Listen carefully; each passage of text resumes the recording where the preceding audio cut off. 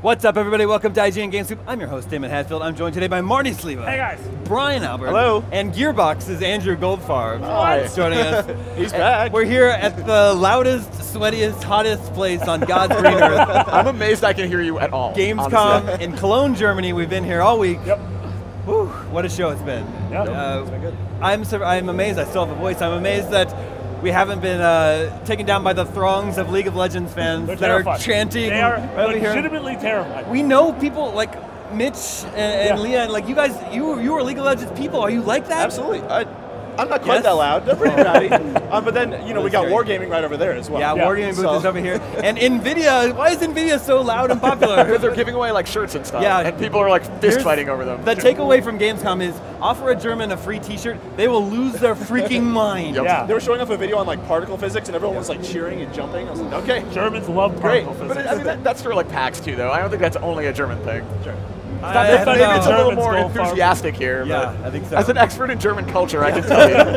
Your Canada shirt. We've seen a bunch of games this week that we got to talk about. Big announcements. Why don't we start with the first-party press conferences? Both Microsoft and Sony had conferences earlier this week.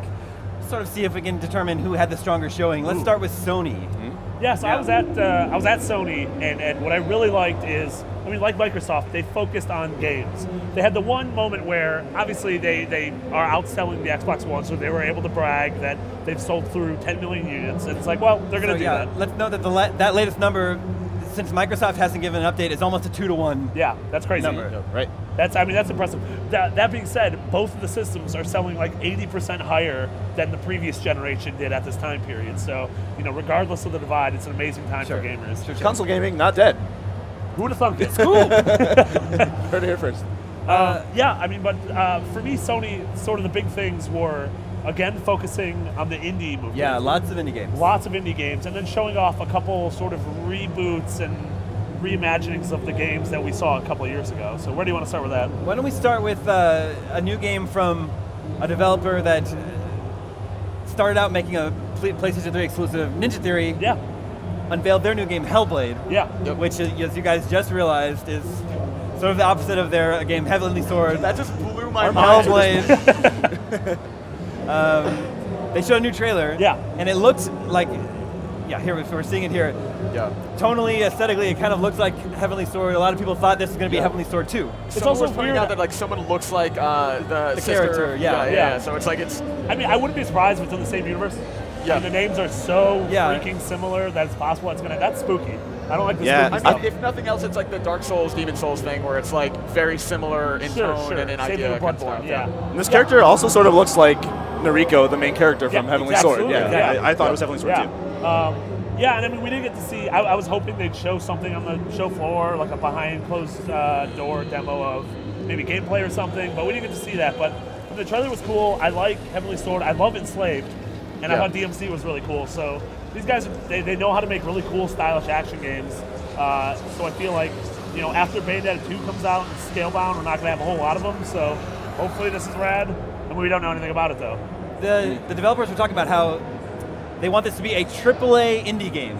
Right. Like, that's the sort of approach to development they're taking. That's not the first time I've heard that here as well. Yeah. Yeah, it seems to be a new thing people are chasing. Yeah, so with Sony a lot too. I mean, with stuff like Everybody's Gone to the Rapture and The Witness, they have these indie games, but when you look at them, you're like, well, these are just as good looking as anything else. Yeah. And Sony's funding a lot of it, so I mean, more and more now, the term indie is just nebulous. It doesn't really mean anything. It's sort of like, you know, dealing with like strange themes and like weird experimental gameplay, but it still has like the production values of a bigger game is what it seems to be. Yeah. It can also hint at the distribution method. I imagine it'll be a downloadable game, no retail release. I mean, it probably just means like I don't know. I guess Sony must be publishing it, or I would like, imagine. Like I mean, the fact it was on the Sony stage, I would guess. So that's, but. I mean, a lot of the weird thing with these conferences is when they show games that aren't necessarily first party, our mind sort of gravitates and makes the connection, like, well, these are going to be exclusives, but unless they say it, we don't really know. And even with that, exclusive doesn't really mean anything anymore. Yeah. Right. Well, we'll get to that We'll later. get to- yeah, exactly. It does mean a great deal. No, I think they said that Heavenly Sword or Hellblade's kind of come to PlayStation first, but then it will also come to other platforms, just like Enslaved did and DMC. It's one of those interesting things where like Heavenly Sword is such a PlayStation franchise that you know, you have to associate it with that platform first anyway. I think even if it was announced for multi-platform, most people would be PlayStation gamers. You would have to assume. Yeah. Or Wii U gamers. Wii U gamers. Oh yeah, Wii U exclusive. That's a Nintendo video game system. One of the coolest looking games at the Sony conference I thought was Wild. Yeah. The new one from Michael Ancel. Michel. This came out of nowhere. Michel Ancel. Sorry. Yeah, so this was really weird because it's the new indie game by Michel Ancel, who is also still like one of the higher ups at Ubisoft. Yeah, it's sort of like what they did with Patrick Plord for Child of Light, except rather than making what's essentially an indie game within Ubisoft, they let him literally splinter off and do his own studio while still maintaining his Ubisoft responsibilities. Yeah, so I mean, we're seeing it here. You know, the game looks awesome. It's quite set in this like. There's a skeleton following you. I mean, I love this. Turn around. There's wolves and like you're on horseback. This guy's never wearing a shirt. No, he's not going to put on a shirt. When you're built like that, you don't want to hide away the goods. Exactly. So this was BS before shirts. Yes. Yeah. So this is when this game takes place. So you can also play as any of the animals, correct? And what is this horrifying thing? Yeah, the terrifying bug monster. She's just stealing eggs. Yeah, it looks really cool. It feels like you can inhabit a lot of the animals. There's obviously this like of the world, spooky skeletons. I love this. Underwater skeleton, giant. Brian, these are old gods. The remnants of old gods. We've angered them again. Yeah, it looks cool. It looks like, I mean, we don't know what the gameplay itself is like, but it sort of looks like a multiplayer Mark of the Cree, if you guys remember that game from PS2. Yeah. I don't know, it looks really cool. Michel Ancel is rad. Yeah, I mean, it's just cool to see something from his mind in this style, because obviously Rayman, like the fun thing about Rayman is it can do whatever it wants. Like there's no like set canon or type of world. It can go to a chef's lava, or it can go to like some random castle or whatever. Cute. That was really cute. That was really cute. I think this is cool because it's almost like more closer to like the Beyond Good and Evil art style, but with like that same crazy randomness. Yeah, giant tree woman. I love how Damon's just animatedly reacting to what's going on right now. They can't even see me at all. Yeah, that game looks awesome. Yeah, it does. The tagline that Michel said was, "It's set 10,000 years ago when nature and humanity were one." Before we ruined everything. Yeah, before we effed everything up. Before we were gross and left our trash everywhere. Thanks, humans. Thanks, Gamescom. Okay, Housemarque is a big PlayStation developer. Yep, Super Stardust, Dead Nation. And what was the PS4 launch game? Resolution. Resolution Gun. Resolution Gun. It's been so long. They announced their new game, Alienation, which, I don't know, I like Housemarque a lot, but I wasn't terribly like impressed by what they showed here. It kind of it looks like another top-down twin-stick shooter, sort of like Dead Nation, just with swapping out zombies with aliens. It looks exactly like that. I'm a little, the guys are immensely talented. Oh yeah, I love Resogun is still one of my favorite games on PS4, so I just wish they would do something a little bit different, something slightly outside the wheelhouse. And I think I'm the only one, I saw Geometry Wars 3 here, and to me that looked cooler. Do you know about platforms for that one? It's everything. It's 360, Xbox One, PS3, PS4, and PC. Let's hold that for later in the show. I totally want to hear about that. Put that in the old mouthful. I was going to say Spank Bank, but that doesn't apply at all. Put it in the Spank Bank. Unless it was that good that you think you're going to masturbate to it. God, what is happening? It is 11 in the morning, Damon. But that's true. Yeah, no, what do you guys think about Alienation? I'm just ready for more from Housemarque. I don't play... Let me help you out. Thanks. Keep Thank talking. you. Just put it in his mouth. What is happening? I don't play a lot of twin-stick shooters, so I think I made it worse. It'll be fine. So when they come out, especially with the quality that they are from Housemarque, I'm ready for them at the time because it's not a super popular genre that I play a lot. I mean, they have the pedigree to make it incredible. Like it's so early, and that's literally all we've seen. That like I have no doubt that like after Resogun, I feel like I have a lot of trust in them, and I want to see more. Yeah. Marty, you're excited about Tearaway Unfolded. I am way too excited about Tearaway Unfolded. Me too. This was probably the most exciting announcement of the show for me. Yeah, I mean, for me personally. Yeah. So Tearaway it's a Vita game. Yep. Coming to PS4 now. Yeah. So Tearaway is my favorite Vita game. I know Goldfarb loves it. Krupa, who reviewed it for us, loves it. Not enough people played it. Not nearly enough people played it. And the whole thing was I didn't expect a port to be able to exist because the game is so intrinsically designed to the Vita. For the touchscreen. For the touchscreen, and the pad on the back. For the camera, for the ability, for like the gyro sensors, for being able to blow on the screen. And it somehow didn't feel gimmicky either. Yeah. But what's interesting is, so what you see here is they are redesigned. This game it's not a remake. It's not a sequel, but it's not just like a port. It can't be. Like that's what's so interesting. Like it has to be like the plot of the game in Tearaway revolves around your face in the front-facing camera. So like already it can't even be following the same basic trajectory. Right, you're like a sun god or something. Yeah, right? like you're in the sun and you're trying to get to yourself, basically. So they did say the game is going to adapt whether you have an eye or whether you don't, like the PlayStation Eye. So you see here it's doing a lot of cool things with the controller. I mean, this game was incredible. I hope that when it comes to PS4, a lot more people get to play it. You see here you can shine a light inside the world, sort of you can gather objects inside of your controller and feel them.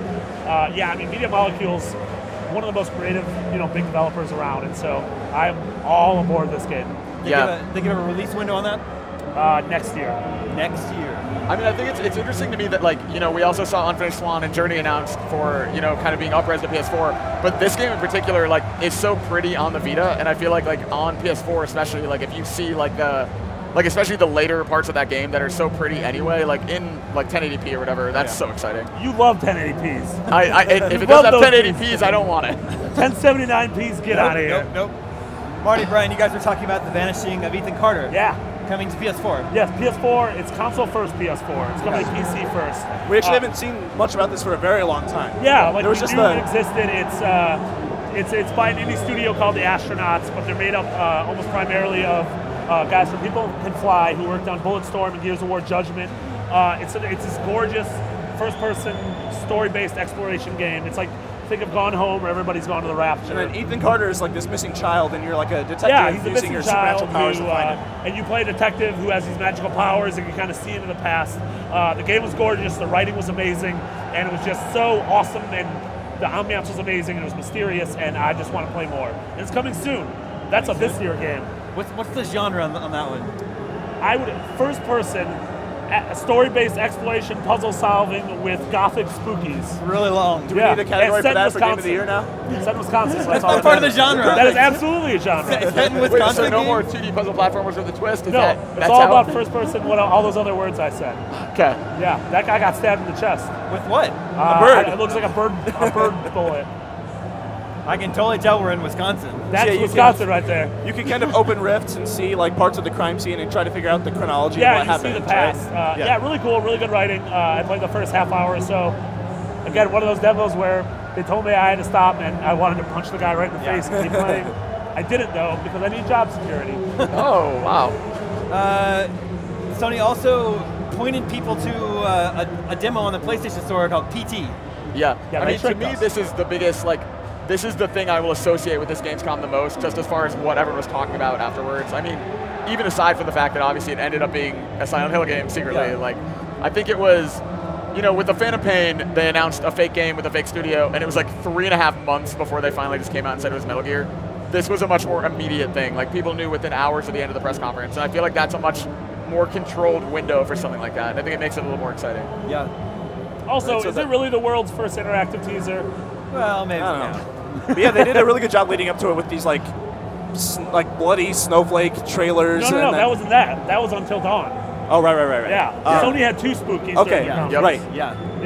I'm excited to play this though because we've been in Germany. We haven't actually got to play the teaser. So. Yeah, so you can download. That's what PT stands for. Playable teaser. It's a playable teaser. And at the end, we see the Norman Reedus' character turns around. You see Kojima, Del Toro.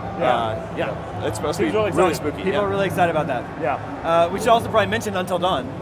Yeah, apparently now a PS4 game. Which I care about now. Like, honestly, when it was a Move game, I don't know. And that was Gamescom, 2 years ago? Yeah. And it almost went off the grid since then. Hayden Panettiere is in that game, but then they showed the trailer and didn't even mention it. Yeah, that was weird. Her character is not in the playable demo. So I played like half an hour of the game, and her character is only there in terms of the 2 characters you are looking for her. Yeah. So the whole thing about this game is that it's 8 friends go to a cabin. And over the course of obviously, like all horror movies, bad things happen in the cabin. But you play as all 8 of the characters. It chooses when you play as each one, though. You're not just like hop swapping. Yeah. But the tagline is, anybody can live, anybody can die, everybody can live, everybody can die. It's a long tagline. I know. So that's probably make it snappier. And this also had a sort of a tonal switch. It was going to be like an 80s teen slasher sort of thing, right? And now it's kind of... Now it's very serious. Yeah. It feels like... It feels like not Evil Dead, because Evil Dead is schlocky, but it feels like serious Evil Dead, which I guess isn't Evil Dead at all. So Evil Dead serious. Evil Dead, serious. Looks really cool. I like the idea that there's no fail states in the game. It really adapts. It's sort of that Heavy Rain thing where whatever you do, that's how your story plays out. Finally, they announced DayZ is coming to PlayStation 4. Yeah. I'm super excited for this. It's kind of interesting because it's not even officially launched on PC, right? No, it's not. And on PC, it's still clunky, and like connecting to servers is a huge pain. Usually that stuff gets streamlined when something comes from PC to console, so I'm super excited about that. I mean, it feels like one of those things like how they announced Minecraft for Vita forever ago, and then it's taken so long to roll out. Like, this feels like we're not going to see this till 2015, I have to imagine. Like, that doesn't, like, because they didn't even mention release timing or anything. I would have to imagine that's going to roll out pretty slow. Do you think people are going to be confused and call it DayZ and thinking that it's a sequel to Haze? Because no one wanted a sequel to Haze. You know, because no one remembers that game. What if they get it confused with H1Z1? Yeah. But also, I think it's cool that the developer was saying, like, 3 years ago, this thing didn't exist. And then we made it into a mod, and then it was on PC, and now it can come to PS4. Like, it's really cool how these tiny kernels of ideas can now become games for everyone. I really love that. What an age to live in. Oh, what a time, what a time. That's a recap of Sony's conference here from Gamescom. We're going to take a quick break. When we come back, we're going to talk about the Microsoft conference right after these messages. And I also have to say that we are IGN Live from Gamescom, presented by Dead Island 2. We'll be right back.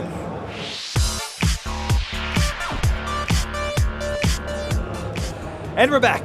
We are. GameScoop coming to you from Gamescom here in Cologne, Germany. We're wrapping up the show. You might say we're mopping up all the sweaty all game the business. trash on the ground. Also, Cologne is a misnomer. It's called the No, it was ironically named. Yeah. Back in the day. No. Cologne's a gorgeous city, though. I actually really like Cologne. Yeah, the city itself. Stop being so offensive, Marty. I know, the city itself is incredible. You just don't like the convention center. You like the city. I feel like a lot of people just they don't really know what Gamescom's all about. Maybe they don't realize how big this show is. Yeah. 350,000 people come to the show. We've all covered, obviously, E3s and PAXs and Comic-Cons, and this, like, nothing. I think E3 is like 40, so like this is like significantly bigger. PAX is like 75,000. Yeah. So, right, you tweeted that picture out. I tweeted a picture from the stairs looking down into one of the main hallways, and there's just no room. There are people. There's literally, it's you have to swim. You have to Dead Rising. Through that. You have to Dead Rise above it. So not only the hard part is like it flows like a river, but if you need to split off, so if you're like in the middle of it and you need to get to a hall, it is so hard to just fight to the side of a hallway. It takes like 10 minutes. So not only is it packed, there's no noise regulations. No. So every booth is just blasting music. They're yelling at everyone. It's like a competition. Chanting. I'm not sure if our healthcare covers like hearing loss. Yeah, I'm not sure. We'll see when we get back. But then Cologne is a really nice city. It's the #1 tourist spot in Germany. It's the Dom. Because we have the Dom Cathedral here, which is this giant Gothic, beautiful Dark cathedral. Souls the building. You get the auction house, big old thing to meet. Yeah. And then around the Dome, there's just like lots of like casual cafes and good people watching and lots of good beer. Gelato. And shopping. And gelato every 3 gelato, corners. So I actually really like Cologne. Anyway, that's just a little just a taste of Germany. Welcome to the travel show at IGN. GameScoop TripAdvisor edition. Anyway, we wrapped up the Sony conference. Now let's talk about the Microsoft conference. Microsoft arguably had the biggest reveal of the show, the biggest surprise of the show. It 100% was, for sure. And the announcement that Rise of the Tomb Raider, the next Tomb Raider, will be an Xbox exclusive. But it was confusing, The worry is that there's a big Holiday like, 2014 asterisk next to that. exclusive. Yeah, I believe that's the phrasing. Rise of Tomb Raider is coming exclusively to Xbox One fall 2015. I want to say there is no universe in which that game stays exclusive forever. Sure. Yep. Well, I think now that's been clarified, right? What's that? Like now, after the fact, they finally said that it's a limited exclusive, I think. Yeah, I mean, they're not going to say when. I imagine 2016. a year later, 2016. Yeah, when a Game of the Year edition comes out. Then still, regardless, this is huge. Like this is a really, that's a really big announcement.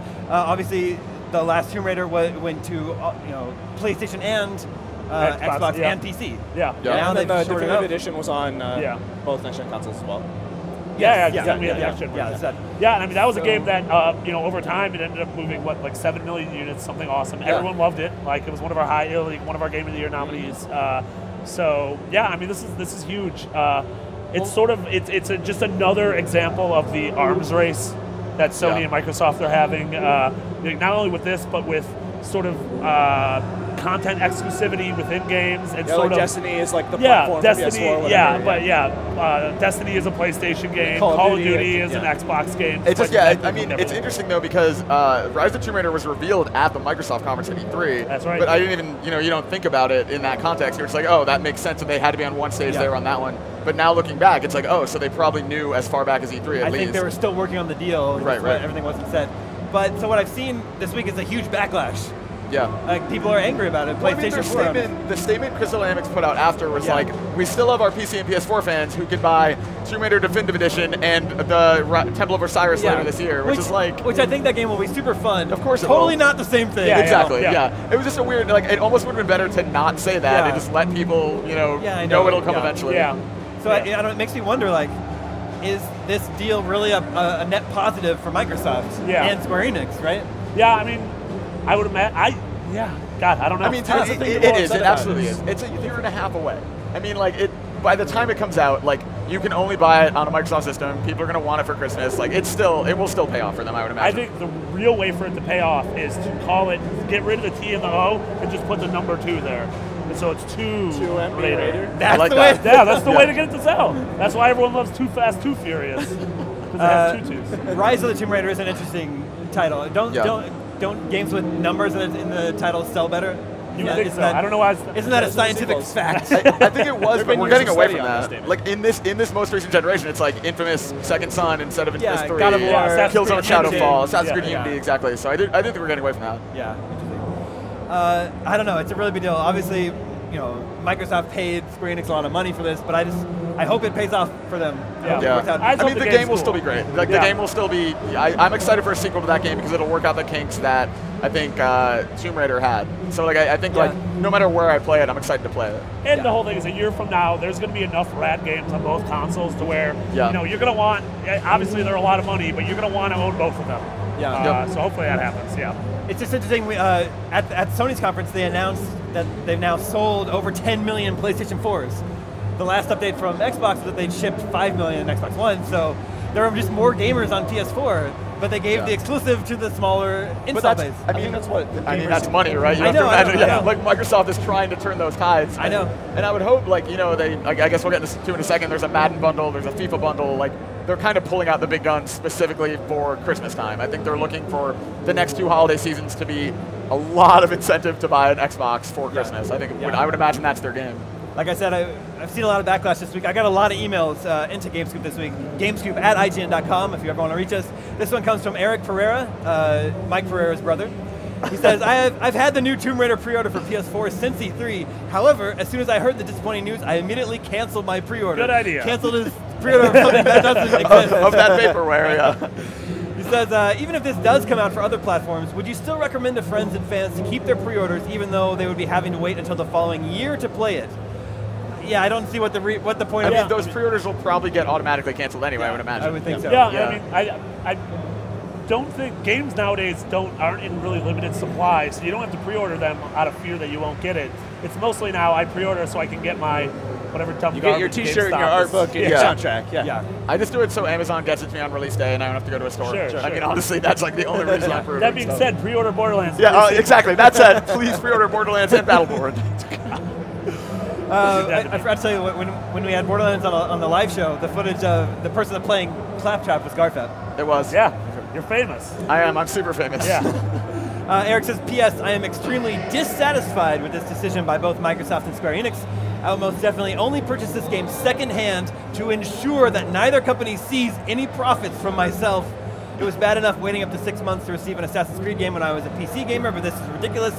I switched to consoles because I thought things like this weren't supposed to happen, and I received a lot of emails this week. I think it's because it's been so long. Like, we grew up with this all the time. Have people just forgotten what it's like? I think they have. I mean, like, the 360 PS3 era started this way too, but it's just been a while, I guess. Like, I mean, I think it's been 5 or so years since the last time we really saw big third-party exclusives happening in that way. Yeah, I mean, it's sort of unprecedented, though. I mean, the Mass Effect series started as an Xbox thing, and eventually became an Xbox. So did BioShock. The first BioShock was only on 360 also. But I legitimately can't think of another example where it starts broad and then gets narrow. That's weird. Yeah. I don't know. I'm trying to think. I'm sure there are examples. Someone in the comment section is angry the always helpful viewers will let us know politely in the comments. Thanks, viewers. Be polite. Yeah, I don't know. It's crazy. I just want to point out one more time, this is the only medium that does this. There isn't like one movie that you can only play on one Blu-ray player. Sony Pictures can only play on Sony Blu-ray. It's the AMC exclusive. It's only in one chain of theaters. Video games are the only medium that works this crazy way. I don't know. Speaking of Xbox One exclusives, Microsoft also announced the Evolve Beta will also be an Xbox One exclusive in January. Yeah, I mean, that's we were all bummed out when the game got delayed from October to February. I mean, we all wanted to play it. We played it here, and the game's still awesome. Yeah. I mean, there's no question about that. The game's still a lot of fun. We got to play the new level, which is sort of this snow-based place. Still playing against the Kraken. But yeah, I mean, that's cool. I think Evolve is going to be huge. And giving them, I'm glad that 2K gave them, Turn a Rock an extra couple months to make sure it's the game it has the potential to be. Yeah, we're seeing it right now. I definitely want to play the beta too. There is a PC beta coming sooner. I don't know if it's public though. I feel like I'm in the beta. I don't know if I was supposed to say that though. Scoop! Scoops! The titular scoop is finally here. I didn't really see a backlash about that news though, about Evolve. Well, because I think with betas, the Destiny, alpha started on PS4 only, the Battlefield Hardline beta was PS4 only, like, I think that, for whatever reason, doesn't bother people as much because they know it's just a beta. They'll play the full game. I mean, Evolve is, a month after that anyway. It's out, so. Look at that Kraken. That Kraken's flying around. I think that's Tal. Tal the Kraken. Yeah, and I want to point out he makes it to stage 2 and then dies. Oh. Wait, this might be me right now. Really? You might be watching me. See, I'm doing really. No, I'm not doing very good. That's not me. They announced 2 Xbox One bundles at their Maybe that was the third one, but you said, quote, I don't care about that no, one. I didn't. I don't know if that's verbatim what I said. Fine, we'll mention that one too. They announced a Call of Duty bundle. 1 terabyte hard drive. I know. The biggest hard drive in an Xbox One. That's so far. exciting. That's a terror byte. Marty, you said this console looks ugly. I thought at a glance it reminds me of Zelda. Now that you say that, I can't. And then the Triforce. I can't not see Zelda. It looks Zelda. I think the controller is ugly. I think the console's not bad. The controller's ugly, you think? Yeah.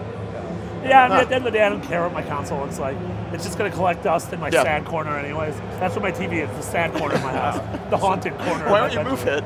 So the console comes with the Day Zero edition of Call of Duty, so you can pick up this console actually on the 3rd, November 3rd instead of the 4th, and play it for 24 hours and get double XP to get a head start. Day Zero is a weird, terrifying phrase to me, too. Why? I don't know. It's like Patient Zero. Yeah, it's like when the outbreak starts. It sounds ominous, yeah. I can get on board with that. There's 2 white bundles then. Thanks, Damon. Thank you. Represent. Are you a big football fan? Like, why I'm not, but you're in Germany. The World Cup winners are here. You're right. Yeah. Sunset Overdrive. Yep. And FIFA 15. Yep. And I think the white one is really sexy, actually. Yeah, I Oh, like 100%. I agree with that. Before Gamescom, I think they also announced a Madden bundle, if I'm not mistaken. So I guess that's the US equivalent of the FIFA thing. So I've been using the work. I bought a PS4. I've been using a work Xbox One. I think I'm going to buy the Sunset Overdrive bundle because I like the white, and that sounds really bad. I'll move on. So I like the white. I like the white Xbox One, and I'm excited for Sunset Overdrive. So I think that's the bundle I'm going to get. I mean, Sunset Overdrive is, as of right now, probably the biggest for either first party ball game. I mean, because what about Master Chief Collection? Sony still has Drive Club, but there's Master no other. Chief Collection. Oh yeah, that's true. Master Chief Collection. Yeah, because the order is next year, right? Yeah, the order got moved next year. I mean, Sunset Overdrive is one of, I'll say, the biggest first party games coming this fall. In terms of exclusives, Microsoft totally has the stronger lineup this fall. Yeah, I completely agree. All right, and we're gonna get a Blinks game too. I made that up. Which one? A Blinks the Time Cat. Remember that vacuum cat? Blinks we should get a new one. There was a sequel to that. Yeah, I want that game. So I've been pushing Microsoft to make a sequel to that, so maybe we'll get it. I don't know if that's how games work. I don't know about that. They announced a Halo channel on Xbox Live. Yeah, so it's kind of interesting. It's like a hub for all of this Halo multimedia that is coming out around Halo 5 and Master Chief Collection. Yeah. How is it different from Halo Waypoint? I actually asked about that. Waypoint is like your achievements and kind of like progress in your games, and this is a separate sort of there's like an encyclopedia in there. You can watch the upcoming Halo Nightfall series. You can watch Forward Unto Dawn in there, and they're not combining them or integrating them in any way. They're staying separate. Yeah, I think it's cool. I mean, they're turning Halo into its own platform, which honestly, there's a handful of games that deserve to be, and Halo's one of them. And so people are stoked about Master Chief Collection. You can be able to watch the best teams play. People are excited for the beta coming right after Christmas. Yep. People are excited. Nightfall looks rad. Like, I saw a little bit of it at Comic-Con, and the production values are crazy. It's going to tie directly into Halo 5 because Locke is the second playable character in Halo 5. I think this is really smart. The other thing I'm really excited about is when they showed off Halo, they showed it in sort of like an esports scenario. It was like small, arena-based, fast, and there were like shoutcasters. Yeah. A big part of Halo channel is you can just pop up like Twitch and just watch competitive Halo games whenever you want. Yeah. We should have whisper casters. Yeah. After being in a land of shouting for a week, I want whisper casters. That sounds pretty good, actually. Yeah. That sounds incredible. Yeah. Finally, they announced, they showed off a bunch of ID and Xbox games. Yeah. And they revealed that Below, Smite, and Superhot will all be making their console debuts on Xbox One. Console debuts is another trend we were hearing a lot of. Yeah, I mean, first on Xbox One. Not exclusives. Because it comes to PC also, Right. Yeah. But console debuts. I mean, on top of that, those and Ori and a bunch of other really cool games coming to Xbox, everyone talks about Sony as having all these incredible indies, but I feel like Xbox has some cool stuff. Superhot was a game, I wasn't familiar with it until the show, but you guys all knew about it. Yeah, so it's a game you can play. There's a demo free thing you can play right now. It's awesome. It's a game, it's a first-person shooter, but time only moves when you move, and so it's it feels like you're in the Matrix. It's really cool. It's crazy in Polish, and the trailer's awesome. The game was kickstarted, and the upper tier was to be able to make your own level, and Cliffy B was the upper tier. So in theory, the next Cliffy B thing we're going to get is a level in Superhot. Get out of here, Blue Streak. Get out of here, Blue Streak. We got that Superhot. And Below, obviously, one of the games we're super excited about. The demo from the live show was awesome. And then as MOBA guy, I have to speak up. There aren't a lot of MOBAs on consoles. But Smite, like the over-the-shoulder third-person MOBA. Yeah. I hope it works on consoles well. It'd be cool to see that type of game. Yeah, we're looking for that white whale of a mobile MOBA that actually can hit on consoles and get people excited. Maybe it's that. All right, that's the Microsoft conference. I think both conferences were pretty strong. Yeah, a lot of games. Absolutely. Yeah, for sure. Stay tuned. We're not quite done yet. We still got more to talk about from Gamescom, coming to you live from Cologne, Germany, presented by Dead Island 2 right after these messages.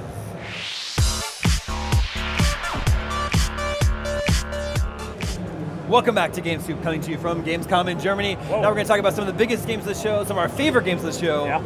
One of the big reveals was BioWare's new game, Shadow Realms, which they've been teasing for a while. Yeah. You've been chosen? Was there campaign? That's their tagline, They were really creepy, horror game style teasers, but ended up, it's it's not very scary. And I'm not super, it's like a 4v1. Yeah, so it's a 4v1. The one player is like a dungeon master, sort of like a D&D campaign kind of thing. Okay.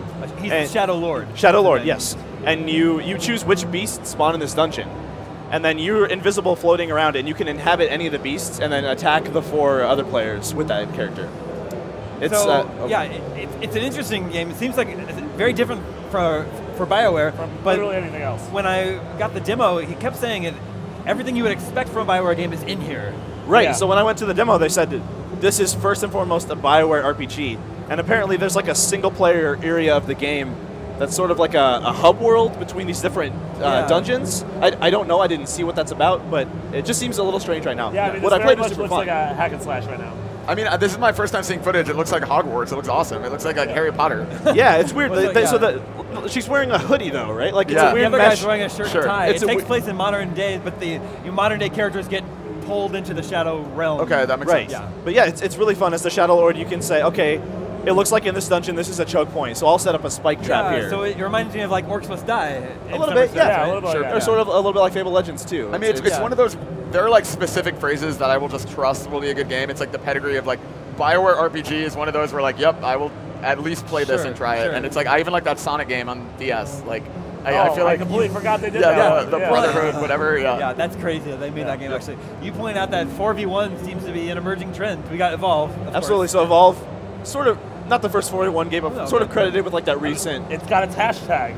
Yeah, that's its hashtag 4v1. Then there's the Shadow Realms from BioWare, and then I saw Dying Light, and the demo was just normal zombie parkour, whatever. Yeah. And as we got to our extraction point, another player invaded us. Yeah. And it becomes a 4v1 against a super powerful zombie that is way faster than you are. Yeah. It's just a thing that people have latched onto, sort of with MOBAs. That's a lot of games are picking up MOBA elements, and now it seems to be. Yeah, here we go. Dying Light here.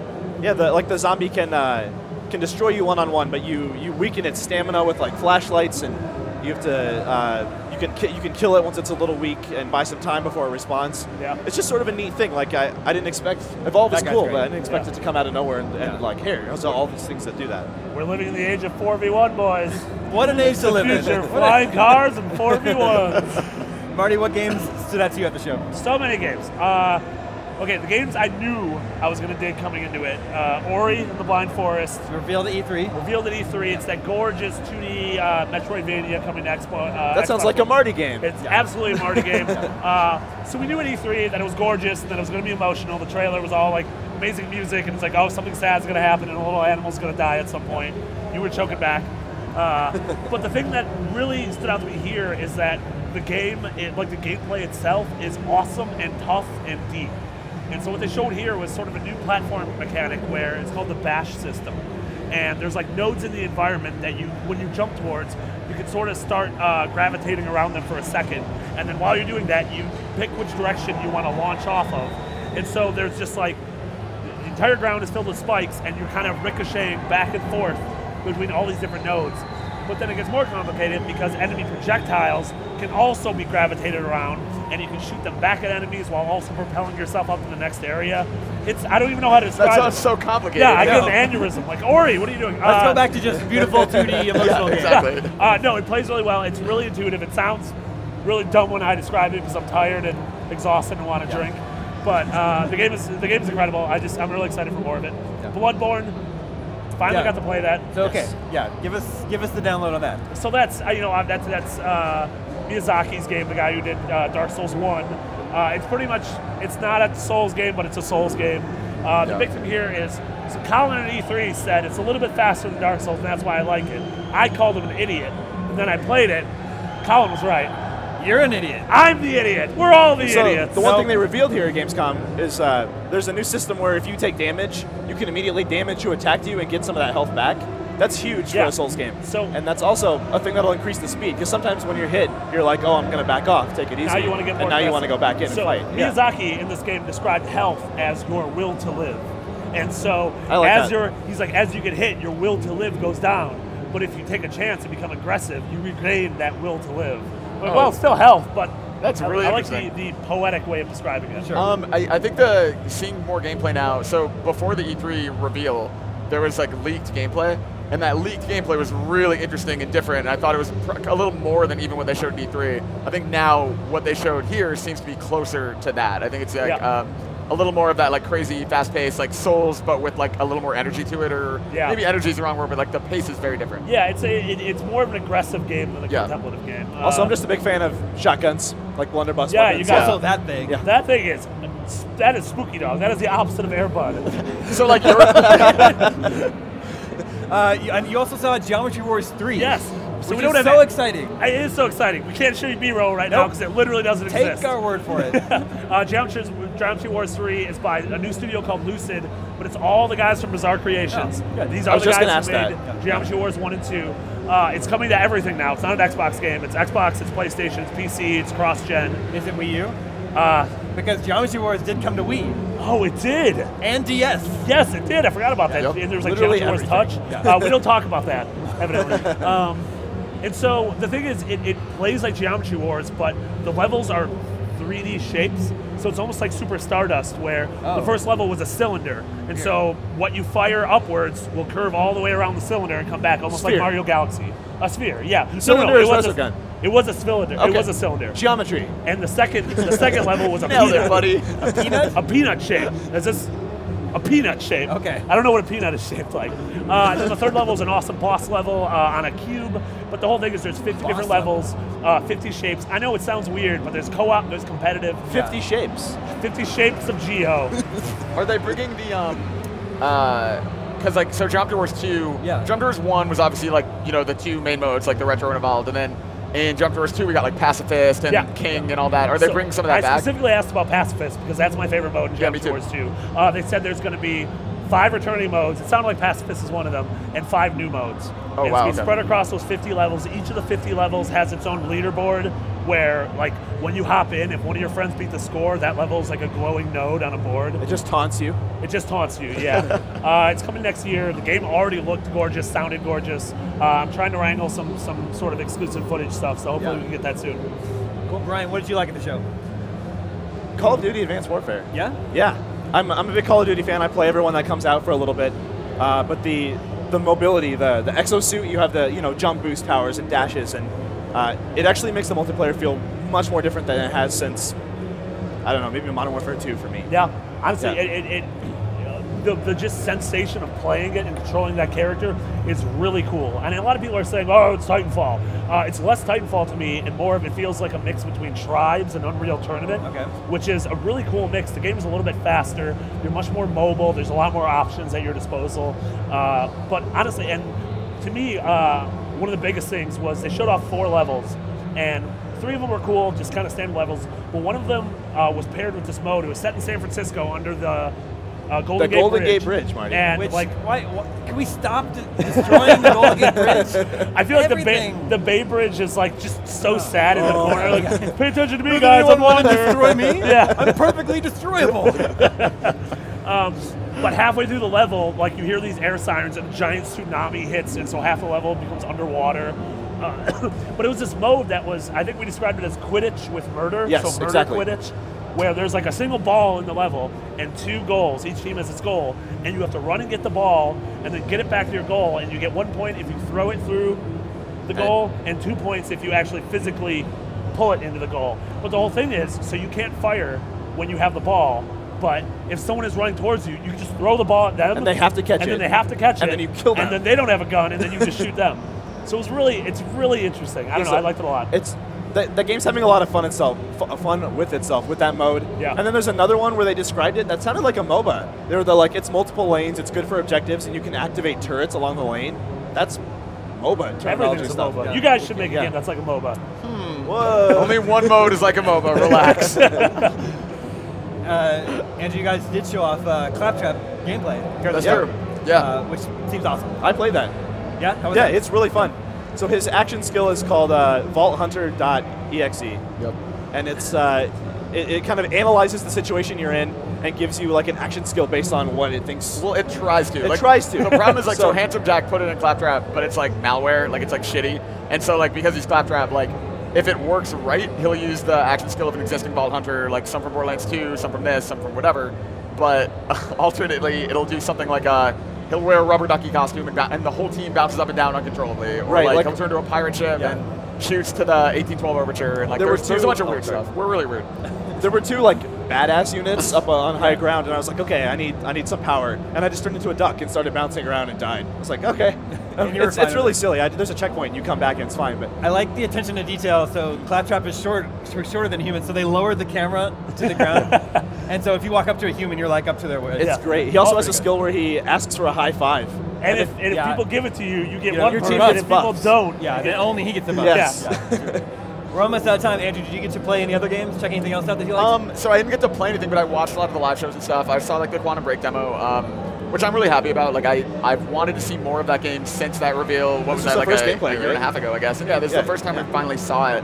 And I'm really impressed. I think, like, honestly, like, I really liked Alan Wake. I trust Remedy. I like Max Payne back in the day. But, like, this is something very new and refreshing, I think. It just seems really cool, and I think it lives up to that promise.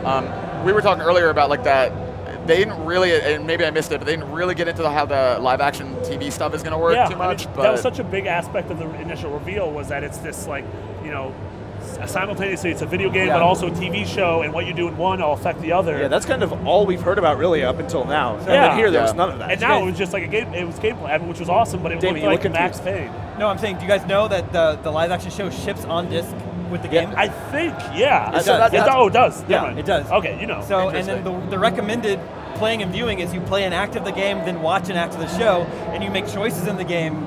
And that determines what you see next on the show. They filmed multiple versions of scenes. Oh, wow. Man, you know a lot more about this than we do. Oh, you had Sam Lake on the show. We had him on the show, yeah. Yeah, Marty and I didn't know how it worked. Like, I mean, you assume that, like, to make a live-action TV show, they would want it distributed somewhere and, you know, to recoup some of that investment. But if it's actually part of the game, that's really interesting. I didn't realize that. Yeah. So what we're actually seeing here is, they described it as a third-person action game, and now we see third-person shooter with cover. There's also, like, these time bubble mechanics. You can freeze an enemy, shoot a bunch of bullets, and then when that time bubble collapses, it's really the cool.